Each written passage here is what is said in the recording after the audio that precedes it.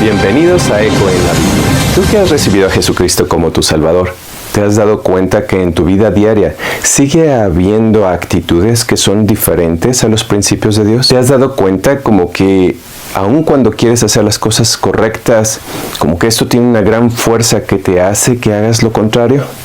Como si tuviera el propósito de ser un opositor tuyo durante toda tu vida. El día de hoy tenemos en el estudio al apóstol Pablo, el cual nos estará hablando sobre la salvación de la pena o castigo por el pecado, la salvación de la presencia del pecado, la salvación del poder del pecado y la salvación del propósito del pecado, y cómo él experimentó cada una en su vida. Así que comencemos. Es un gusto tener con nosotros al apóstol Pablo. Hemos notado, apóstol Pablo, que en estos días a las personas les es muy común a lo malo llamarle bueno y a lo bueno llamarle malo. Hemos visto que las familias están pasando por desintegración, que los jóvenes tienen dificultad en estar firmes en su identidad, y en los niños se está causando una gran confusión de quiénes son, de cómo son y de cómo es la vida. Parece que hay una gran difusión de cosas inmorales y amorales. En la época en la que usted vivió, ¿había cosas similares? Yo nací en una familia judía, una familia hebrea de la tribu de Benjamín, y vivíamos en una ciudad llamada Tarso. Había sido conquistada por los romanos hacia muchos años antes de que yo naciera. De hecho, se volvió una ciudad principal, tanto que Marco Antonio le eximió de impuestos y le dio una ley especial. Ahí había una base de soldados romanos. Las personas que nacíamos en esa ciudad teníamos la ciudadanía romana. Esa ciudadanía me salvó más de una vez la vida. Ahí fue donde empecé a tener contacto con la cultura romana. Los romanos habían absorbido gran parte de la cultura griega, la filosofía, las artes. Después, pasado el tiempo, estaba haciendo viajes misioneros en Asia Menor y estaba en Éfeso. Ahí estaba escuchando de las personas que venían de Roma platicar la degradación que tenía Roma. Gente avara, malvada, desobedientes a los padres, daban su palabra y luego se retraían de ella. No les importaba a quién dañaran. La corrupción había llegado a niveles tan altos en los gobiernos de Roma que ya era una cultura muy pervertida. Los hombres habían hecho una costumbre de tener relaciones hombres con hombres y las mujeres con mujeres. Entonces era una depravación y una perversión abundante en toda Roma. Tenían una práctica no escrita, pero sí frecuente, que los padres, para ellos, cuando tenían una segunda hija, era una desgracia, y muchos de ellos a su segunda hija la mataban, la echaban en alcantarillas que eran para recibir las aguas pluviales cuando llovía ahí en la ciudad. El 80% de los cadáveres encontrados en esas alcantarillas eran mujeres. Esa era la depravación, la degradación que tenía Roma, por lo que para mí produjo un tremendo pesar en mi alma, y quería ir a Roma para llevarles las buenas noticias de salvación, porque sabía que Jesucristo podía salvarlos y cambiarlos, porque no hay diferencia entre romano, griego o hebreo. Todos necesitan la salvación por medio de Jesucristo. Los romanos habían hecho caminos por todo su imperio, y eso facilitaba el transporte de las personas, y podíamos llegar con una mayor facilidad de una ciudad a otra, y también eso facilitaba el intercambio de culturas. Habían homogeneizado algunas prácticas, y no nada más en Roma, sino también en otras áreas.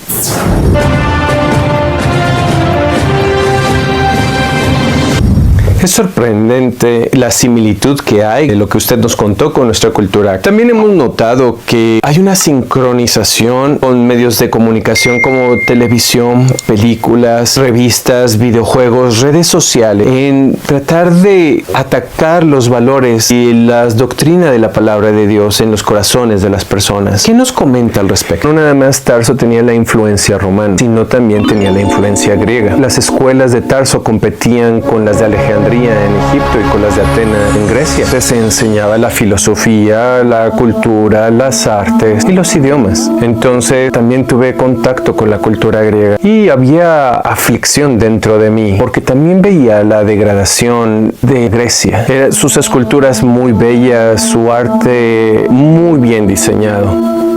Sin embargo, estaba ahí la degradación y la perversión. Viajé por varias ciudades de Grecia. Llegué a Filipos, a Tesalónica, y ahí estuvimos predicando las buenas noticias de salvación de Jesucristo. Viajamos por Grecia hacia el sur, llegué a Atenas, y ahí en Atenas la gente se ocupaba en oír y en decir nuevas filosofías, nuevas ideas. Querían a través de la razón humana explicar a Dios y la existencia del ser humano, qué es la vida, el origen de la vida, la razón de ser, la muerte y más allá, sin tener en cuenta a Dios. Entonces se hacían necios en sus discursos. En una ocasión iba caminando por Atenas y vi que tenían un altar al Dios no conocido. Entonces dije, eso me va a servir para hacer un puente de comunicación, porque dentro de mí había un dolor al ver cómo estaban perdidos realmente. Se decían sabios, que tenían un alto conocimiento, pero en su propia sabiduría eran necios y estaban haciendo a Dios a un lado. Cuando llegamos al Areópago, ahí se reunieron para escucharme, porque me habían dicho que querían escuchar lo que yo tenía que decir. Entonces usé ese puente de comunicación. Les dije, vi que tenían ustedes un altar al Dios no conocido en medio de todo su panteón, toda la cantidad de dioses que tenían ellos para adorar. Continué diciéndoles, de ese Dios al cual ustedes honran sin conocer, de Él quiero hablarles. Y empecé a hablarles de que Él es el Creador, que Él nos ama, que Él es el Señor de todo, que Él es el que controla los tiempos. Y cuando empecé a hablar de Jesucristo, su Hijo, que se había encarnado, que había sido crucificado, justo cuando llegué al punto de la resurrección, empezaron a quejarse, a vociferar y empezaron a salirse. Porque ahí había un grupo de filósofos griegos, los estoicos y los epicúreos. No les produjo entendimiento el que una persona resucitara. La resurrección para ellos fue algo que les costó mucho trabajo. Después, en mis cartas a los corintios, les expliqué sobre la resurrección detalladamente. Corinto tenía una característica muy interesante. Estaba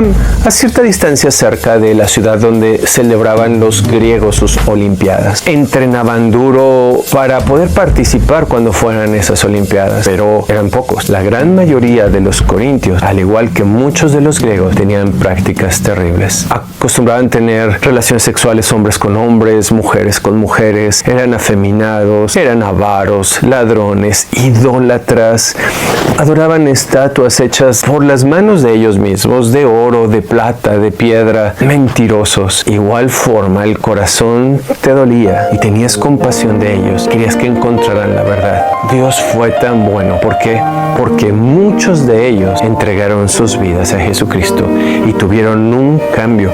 Fue una lucha tremenda para ellos. Les tuve que escribir 2 cartas a los griegos que vivían en Corinto porque querían regresar a las prácticas que tenían. Y como te decía de Corinto, que todo el mundo sabía de cómo se comportaban en Corinto, que se formó la frase corintizar. Se están corintizando a las personas, haciéndolas como las de Corinto. ¿Por qué? Porque estaban empeñados en adoctrinar a las personas en sus prácticas malvadas, corruptas, perversas. Era importante escribirles cartas y mantenerlos firmes en la fe en aquellos que habían creído en Jesucristo y querían alejarse de Él.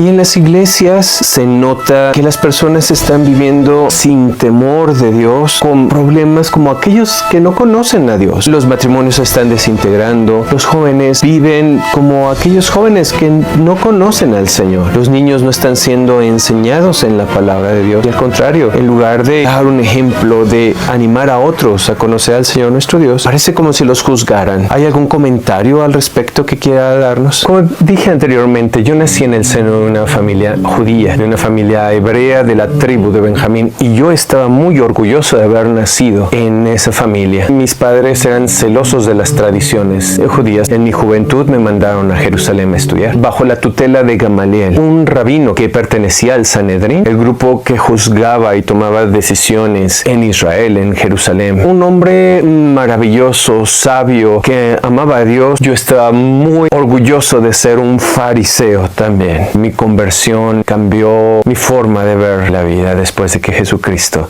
me encontró en el camino a Damasco. Los judíos esparcidos por todo el imperio romano tenían sus sinagogas y se reunían ahí sábado con sábado a leer la ley de Moisés. Tenían la costumbre de, por tener la ley, menospreciar a los romanos, a los griegos. Constantemente los estaban criticando, los estaban juzgando, diciendo: yo no soy como ese romano, como ese griego. Sin embargo, eran culpables de lo mismo que criticaban. También mentían, robaban, engañaban. Una larga lista. Incluí un mensaje para ellos en mi carta a los romanos cuando les dije: ¿y tú que juzgas a otros, no te juzgas a ti mismo? ¿Te crees superior porque tienes la ley escrita? Mira, puedes ser avergonzado por alguien que no tiene la ley escrita y en tablas de piedra, pero sí tiene la ley que Dios escribió en las tablas de su corazón. Porque era vergonzosa el comportamiento de los judíos, de los hebreos esparcidos a lo largo de todas las ciudades. Había un profundo celo en mi corazón de que conocieran al Mesías, al Salvador, al Hijo de Dios, porque ellos tenían una mayor responsabilidad. A ellos les fue encargado el conocimiento de Dios. Podían enseñarlo y difundirlo en el mundo, pero su corazón era duro, necio, sin compasión. Pareciera que el apóstol Pablo está describiendo en nuestros días personas que domingo a domingo vamos a la iglesia, escuchamos y tenemos el conocimiento de Dios, pero seguimos con dureza e indiferencia hacia nuestro alrededor y sin experimentar un cambio dentro de nuestro ser.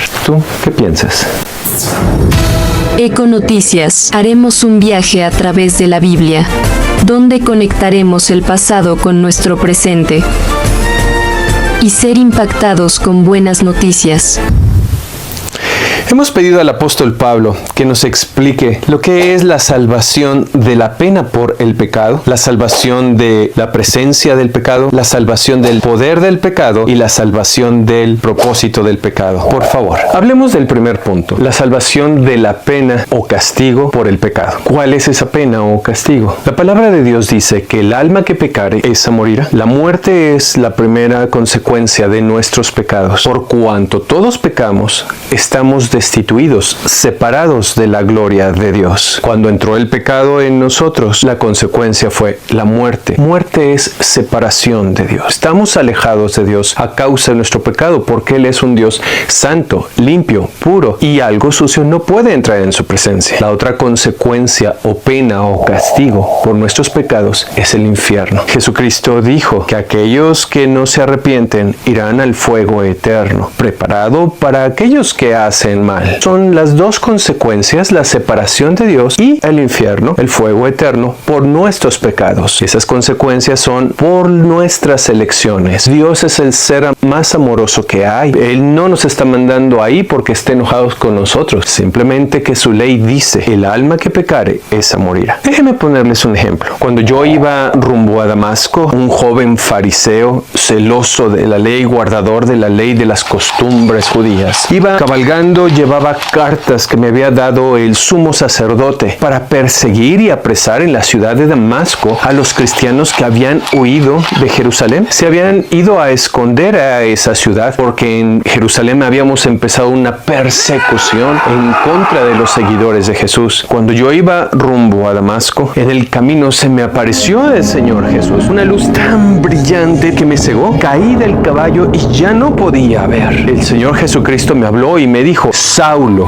Saulo, ¿por qué me persigues? Y en ese momento dije: ¿quién eres, Señor? Y Él me respondió y dijo: yo soy Jesús, a quien tú persigues. Y entonces ahí Jesucristo me salvó de mis pecados. ¿Cuáles pecados? Yo iba persiguiendo a los creyentes en Jesús, dispuesto a matarlos, a apresarlos, a llevarlos a Jerusalén injustamente. Gente inocente que estaba diciéndole a todo el mundo lo que Jesucristo había hecho, cómo había entregado su vida para salvar a la humanidad perdida. Yo no lo entendía por la dureza de mi corazón, por mi incredulidad. Estaba rechazando al Mesías, al Salvador que estábamos esperando en nuestra nación. salvación. Así es que en ese momento fue donde yo recibí el perdón de la pena por el castigo de mis pecados. Perdí la vista, me levanté, me guiaron de la mano hasta la ciudad y ahí comenzó un cambio. La palabra de Dios nos dice que por cuanto todos pecaron, están separados de la gloria de Dios y que la paga del pecado es muerte, pero el regalo de Dios es vida eterna por medio de Cristo Jesús, Señor nuestro. La salvación de la pena del castigo de nuestros pecados es gratuita. No tienes que hacer nada. Jesucristo es el que lo hizo. En Efesios 2:8 dice, porque por gracia sois salvos. Y esto por medio de la fe es un don, un regalo de Dios. No es por obras para que nadie se gloríe, porque nadie puede jactarse y decir,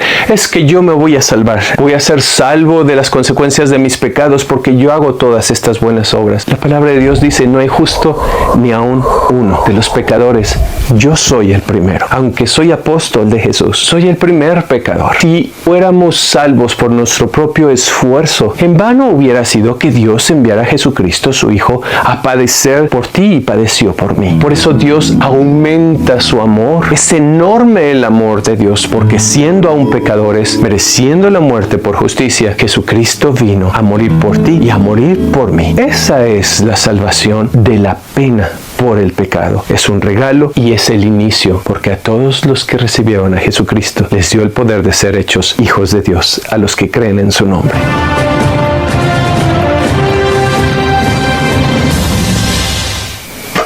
Muchos se confunden de que, ya que aceptaron a Jesucristo como su Señor y su Salvador, que creyeron en su corazón y lo confesaron con su boca, que ellos son pecadores, que Jesucristo murió y resucitó por ellos y le pidieron perdón por sus pecados, piensan que con eso ya es una transformación instantánea. Y son dos cosas diferentes. Una cosa es salvarte de las consecuencias por tus pecados y otra cosa distinta es la transformación de tu ser. Todos nacimos con un corazón viejo que necesita ser regenerado, convertido, conformado y transformado a la imagen y semejanza de Jesucristo, hasta que todos lleguemos a ser como Él es, a su imagen y semejanza. Y eso es un proceso diario, como si te vieras en un espejo llamado situaciones de la vida, donde van a sacar de ti las cosas que eres capaz de hacer. Y es ahí donde tú diariamente tienes que elegir si quieres quedarte con ello o venir delante del Señor y decirle, Dios, hoy descubrí que tengo enojos, celos, iras, contiendas, pleitos, amarguras, falta de perdón. No lo quiero, te lo entrego. Eso que nos indica que dentro de nosotros hay una presencia del pecado, de la cual tenemos que ser salvados diariamente, rescatados, nuestra transformación. Y es donde hace un choque en la mente de las personas, porque dicen,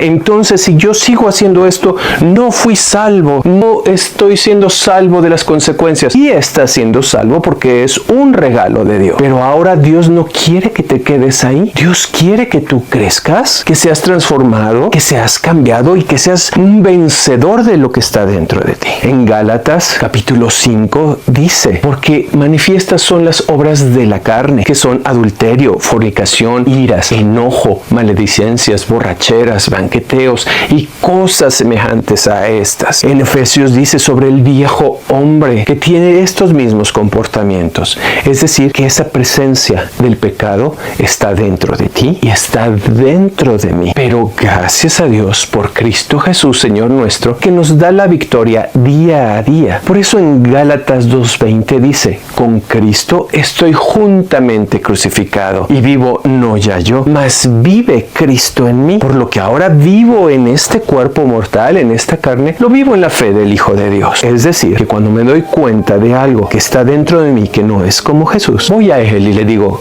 cámbiame, transfórmame. Cuando hicimos el primer viaje misionero con Bernabé, nos embarcamos e iba con nosotros su sobrino Juan Marcos. Nosotros navegamos hacia Chipre y ahí vimos al Señor Jesucristo hacer obras milagrosas. Mucha gente, cuando escucharon del sacrificio de Jesucristo y de su resurrección y que podían cambiar su vida, se entregaron a Jesús, abrieron su corazón y Jesús vino y los salvó. Y empezó un cambio, una transformación en ellos. Después de Chipre, navegamos otra vez hacia Asia Menor. Pero cuando llegamos ahí, había mayores peligros. Y el sobrino de Bernabé, que iba con nosotros, le dio miedo y se regresó. Bernabé y yo continuamos visitando en Asia Menor diferentes ciudades, hablando de salvación en las sinagogas de los judíos y hablándoles también a los gentiles para que se convirtieran de sus pecados al Señor Jesucristo. Terminó ese viaje y cuando llegamos dimos cuentas en Antioquía, a la iglesia en Jerusalén supieron y nos pidieron que hiciéramos un segundo viaje, que visitáramos a las personas que habían entregado su vida a Jesús. Cuando íbamos Bernabé y yo nuevamente a comenzar ese viaje, Bernabé dice: llevemos a mi sobrino Juan Marcos con nosotros. Y yo le dije: de ninguna manera. Él fue un cobarde, se atemorizó y se regresó. Nos dejó con muchos problemas en el camino. Así es que yo no estoy dispuesto a que vaya. Y Bernabé dijo: pues si no va mi sobrino, entonces yo no voy contigo. Yo entonces me mantuve firme y le dije: pues ni tú ni tu sobrino. Tú toma tu camino y yo me iré por el mío. Así es que yo tomé a Silas y nos fuimos ahora por tierra. Nos fuimos caminando hacia Asia Menor y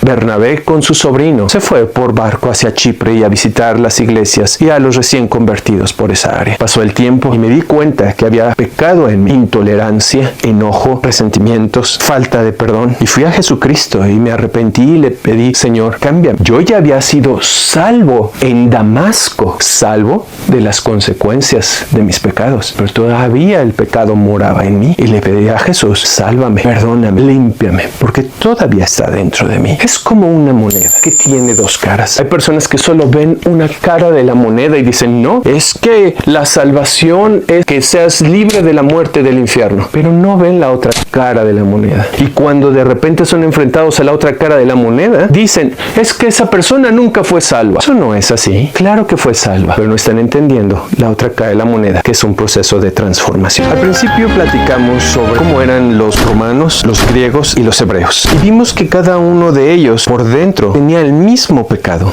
La envoltura era diferente, tal vez la forma de vestir, el color de piel, el idioma, las casas, cómo se construían, los países, pero por dentro todos se comportaban igual, o todos tenían lo mismo que hacían que se comportaran igual. ¿Eso qué quiere decir? Es un claro ejemplo que el pecado tiene poder y necesitamos ser salvos del poder del pecado que nos lleva hacia la destrucción. Estoy seguro que tú has experimentado cosas que no quieres hacer y sin embargo las haces. ¿Sabes quién es un claro ejemplo que está registrado de eso en la Biblia? Adivinaste, yo. En Romanos capítulo 7 está descrita de la lucha que yo tenía contra el poder del pecado. Yo estaba desesperado y ahí está registrado cómo me sentía y decía: miserable hombre de mí, el bien que quiero hacer no lo hago y el mal que no quiero hacer, eso es lo que hago. ¿Quién me librará del pecado que mora en mí? Jesús, gracias que tú estás conmigo y tú tienes el poder para liberarme del pecado, porque resucitaste de la muerte y del infierno, los venciste, y esa misma victoria que tú tuviste sobre la muerte y el infierno también la puedes tener sobre el pecado que mora en mí. Era una lucha diaria, continua, el querer hacer el bien pero de repente hacer totalmente lo opuesto. ¿Te ha pasado? A mí me pasó muchas veces, pero nunca me di por vencido. Siempre recorrí a aquel que me salvó del castigo por mis pecados. Ahora estaba recorriendo a él para decirle: si tú me salvaste de la muerte y del infierno, no me salvaste para dejarme a merced de lo que vive dentro de mí. Si tú tuviste el poder de rescatarme de la muerte y del infierno, tienes el poder de rescatarme de esto que trata de gobernarme. Por favor, sálvame, Jesús. Líbrame de ello. Jesús es fiel y justo para perdonarte y librarte de toda maldad. Lo hizo conmigo. ¿Te acuerdas lo que te comenté de cómo yo traté a Juan Marcos y cómo me arrepentí y confesé mis pecados? Después de mucho tiempo hicimos las paces. Le pedí perdón. Cuando llegó el tiempo de ir a Roma, Juan Marcos estuvo conmigo y ambos escribimos una carta a los colosenses y ahí aparece su nombre escrito. Enviamos saludos. También a Filemón le escribimos desde Roma: te sientes con la victoria, el gozo cuando se vence el poder del pecado dentro de ti. Econoticias. Haremos un viaje a través de la Biblia, donde conectaremos el pasado con nuestro presente y ser impactados con buenas noticias.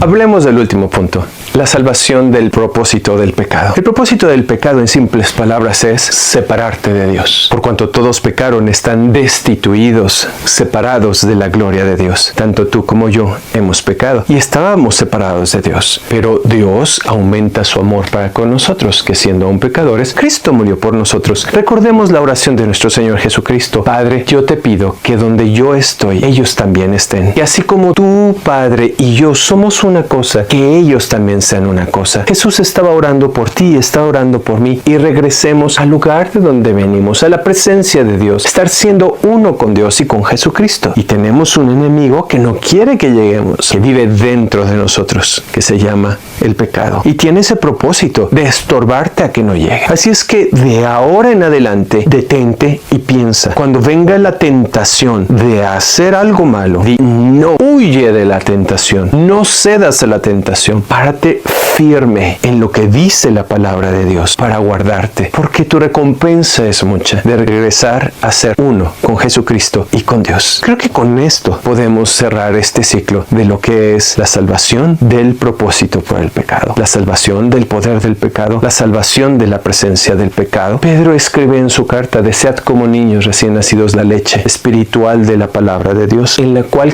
crezcas en salvación. Este crecimiento es cada día ser más libre de la presencia del pecado, del poder del pecado, del propósito del pecado, que es totalmente diferente al regalo que te es dado perfecto una vez cuando recibes a Jesucristo como tu Salvador, salvo de la pena del castigo por tus pecados. Apóstol Pablo, muchas gracias por haber estado con nosotros en el estudio el día de hoy y gracias por lo que usted nos enseñó. No hay un gozo más grande que el conocer a Jesucristo y el poderlo compartir con los demás. ¿Has podido descubrir la presencia, el poder y el propósito del pecado en tu vida?